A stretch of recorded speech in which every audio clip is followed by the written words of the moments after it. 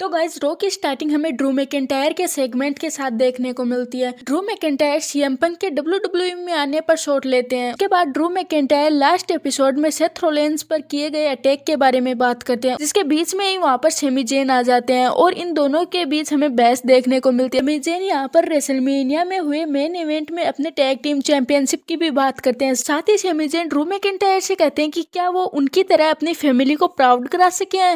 इसके बाद गाइस हमें Sami Zayn versus Drew McIntyre के बीच सिंगल मैच देखने को मिलता है। ड्रू मैकिंटायर सेमी जेन पर बेली टू बेली सुप्लेक्स देते हैं, लेकिन इसके बाद सेमी जेन मैकिंटायर को ड्राइव लगाने की कोशिश करते हैं, जिसके कारण सेमी जेन का एक पैर इंजर्ड हो जाता है। लेकिन उसके बाद भी सेमी जेन ड्रू मैकिंटायर को सुप्लेक्स लगाते हैं, लेकिन इसके कारण सेमी जेन के पैर का दर्द और ज़्यादा बढ़ गया था और इसका फ़ायदा उठाकर ड्रू मैकिंटायर ने सेमी जेन पर क्लेमोर किक लगाकर इस मैच को जीत लिया। लेकिन गाइज उसके बाद भी बैक स्टेज ड्रू मैकिंटायर ने सेमी जेन पर अटैक किया, जिसके बाद ऑफिशियल्स आकर उन्हें रोकते हैं। इसके बाद जेउसो भी सेमी जेन से मिलते हैं और उसके बाद वो ड्रू मैकिंटायर को ढूंढने चले जाते हैं। उसके बाद गाइज हमें नाया जैक्स वर्सेस शेना बेजलर के बीच में सिंगल मैच देखने को मिलता है। मैच के एंड में नाया जैक्स ने शेना बेजलर को नाइटर लगाकर पिन करके इस मैच को जीत लिया। उसके बाद हमें बैक स्टेज जेउसो का वर्ल्ड हेवीवेट चैंपियनशिप से पहले एक वीडियो पैकेज देखने को मिलता है। उसके बाद गाइज हमें जोनी गार्गनो और टोमेसो वर्सेस काइजर और जोवानी के बीच में मैच देखने को मिलता है। इसके अंदर जोनी गार्गनो और टोमेसो ने इस मैच को जीत लिया है। उसके बाद गाइज हमें फिर से आर्ट्रूथ जजमेंट डे के साथ नजर आते हैं, लेकिन जजमेंट डे उससे कहती है तू जा रहे। और गाइज सच में आर्ट्रूथ के आने के बाद रो में एक फनी सा मोमेंट हो गया है, क्योंकि आर्ट्रूथ जो सेगमेंट देते हैं उनमें कॉमेडी तो फुल ऑन फुल होती है। उसके बाद हमें केडन और कटासा चाउर्स वर्सेस नेटालिया और ट्रेगन नॉक्स के बीच मैच देखने को मिलता है। मैच के एंड में कटाना ने नेटालिया को सुप्लेक्स देकर पिन करके इस मैच को जीत लिया। उसके बाद गाइस हमें कोडी रोड्स का सेगमेंट देखने को मिलता है।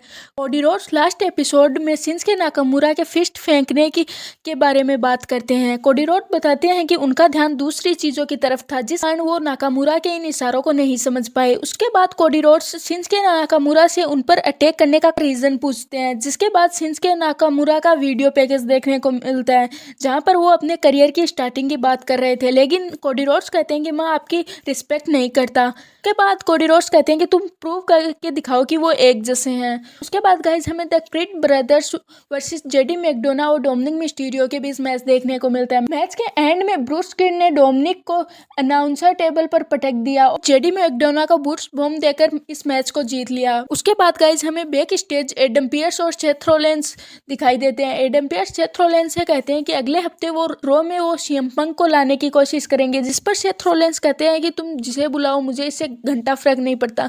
उसके बाद गाइज हमें मेन इवेंट में सेथ रोलेंस वर्सेस जेउसो का मैच देखने को मिलता है। इन दोनों के बीच मैच बहुत देर तक चला, लेकिन मैच के बीच में एक ऐसा मोमेंट आता है जहां पर सेथ रोलेंस ने जेउसो को 2 बार सुप्लेक्स देकर पिन किया, लेकिन फिर भी जेउसो ने किक आउट कर दिया। उसके बाद सेथ ने जेउसो को पेडिग्री देकर पिन करने की कोशिश की, लेकिन इस बार भी जेउसो ने किक आउट कर दिया, जिसके बाद जेउसो ने रोलेंस पर स्पेयर लगाया, लेकिन इस पर सेथ रोलेंस ने किक आउट कर दिया। मैच के एंड में सेथ रोलेंस ने जेउसो पर पेडिग्री देकर स्टॉम्प हिट करके पिन किया, जिस पर जेउसो किक आउट नहीं कर पाए और सेथ रोलेंस ने अपनी चैंपियनशिप को रिटेन कर लिया। मैच के बाद ड्रू मैकिंटायर ने सेथ रोलेंस और जेउसो दोनों पर ही जबरदस्त अटैक किया, जिसके बाद वो जेउसो को टेबल पर पटक देते हैं और इसी के साथ रो का एपिसोड खत्म होता है। तो गाइज आपको आज के इस एपिसोड में कौन सा सेगमेंट या फिर मोमेंट सबसे बेस्ट लगा, हमें कमेंट करके बताइए। मिलते हैं किसी और वीडियो के साथ।